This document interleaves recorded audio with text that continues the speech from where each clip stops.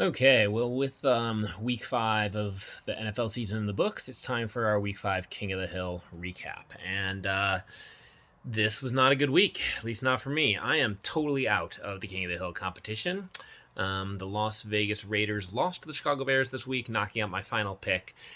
And there is no team in the NFL that I hate more than the Bears. And I lost both of my picks to them this year, shockingly. Like, how do the Bears win 2 games in a row?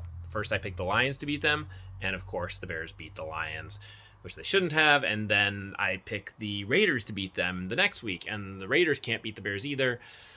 I blame John Gruden and his scandal. But I'm out of King of the Hill. It's because of the Bears. I already hated the Bears. This gives me that much more reason to hate the Bears going forward. And so that was my week. But in the rest of the league, summary numbers, we have 184 people remaining. Only 10 were eliminated this week, though a lot more could have been. 11 people squeaked by with this Baltimore game in overtime after they were down 16 in the fourth quarter. So those people barely hung on. Or then we had 44 people who squeaked by with New England, who was losing that entire game to Houston and somehow pulled it out at the end. And then 38 of you who got by with Minnesota in one of those classic Lions games. You know, Lions come back, 37 seconds left or so, score a touchdown, go for the 2-point conversion to take the lead rather than tie, and yet still lose the game on a 54-yard field goal at the buzzer there. So that makes 2 out of 5 weeks that the Lions have, and my daughter is coming in to see who I'm talking to. 2 out of 5 weeks that the Lions have lost on a last-second field goal of 50 yards or more, which no one in the NFL has ever done before. And there's still 12 weeks left in the season. So we've already set the record for heartbreaking losses, and there's still 12 more chances to make it even that much more extreme.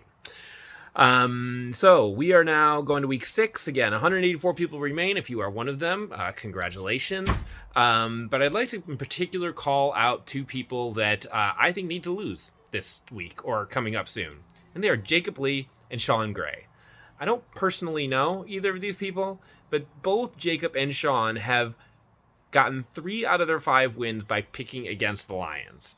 Jacob got by in week 2 by picking Green Bay over the Lions, week 3 picking Baltimore, and week 5 picking Minnesota. And that is 2 wins that happened in the last second against the Lions. Barely. I mean, picking against the Lions, you're going to get bit. This is not a strategy that's going to win going forward. Sean Gray won it with San Francisco over the Lions, Baltimore over the Lions in week 3, and Minnesota over the Lions in week 5. Again, Jacob and Sean, I'm rooting for you guys to be out because you've picked 3 out of 5 weeks against the Lions. 2 out of those 5 weeks you have survived when you shouldn't have.